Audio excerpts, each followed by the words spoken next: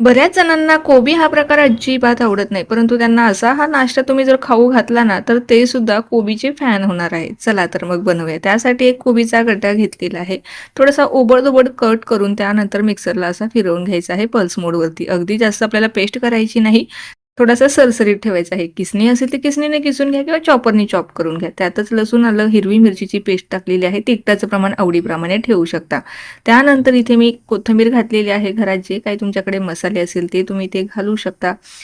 पांढरे तीळ घातलेले आहे. त्यानंतर यामध्ये थोडासा हिंगसुद्धा घालून घेतलेला आहे. अर्ध्या लिंबाचा रस, चाट मसालासुद्धा यामध्ये घातलेला आहे. त्यामुळे छान चटपटीत आपला हा कोबीचा नाश्ता तयार होणार आहे. आणि पाव चमचा आपल्याला खाण्याचा सोडा वापरायचा आहे. चवीपुरतं मीठ घालायचं आहे आणि वड्या छान कुरकुरीत व्हाव्या याकरता 2 चमचे तांदळाचं पीठ. आता ह्या वड्या ज्या आहे ना, तुम्ही कुठलंही तुमच्याकडे जे पीठ अवेलेबल असेल ना, ते वापरून तुम्ही बनवू शकता. इथे माझ्याकडे मक्याचं पीठ असतं, जे भाकरींसाठीचं मक्याचं पीठ असतं ना, ते इथे घेतलेलं आहे. थोडं-थोडं करून टाकायचं आहे. पाव कप यामध्ये मी चण्याचं सुद्धा पीठ घातलेलं आहे. पूर्णपणे चण्याचं पीठ तुम्ही इथे वापरू शकता, ज्वारीचं पीठ वापरू शकता. जे कुठलं पीठ घालायचं ना, ते तुम्ही घालू शकता. फक्त पाणी न टाकता आपल्याला याचा गोळा तयार करून घ्यायचा आहे.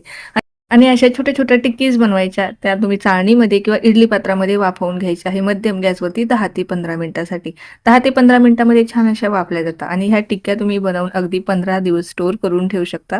फ्रिजमध्ये हवाबंद डब्यामध्ये भरून ठेवायचं आणि वाटेल तेव्हा तळून खायचे आहे. आता काही मी तुम्हाला तळून दाखवते.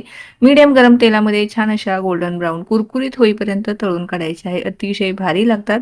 नक्की तुम्ही ट्राय करून पहा. कोबी ज्यांना आवडत नाही ना, त्यांना तुम्ही अशा ह्या कोबीच्या वड्या जरूर खाऊ घाला. ते सुद्धा नक्कीच तुमचे फॅन होणार आहे. तर मग कशी वाटली रेसिपी? रेसिपी आवडल्यास लाईक आणि फॉलो करायला अजिबात विसरू नका.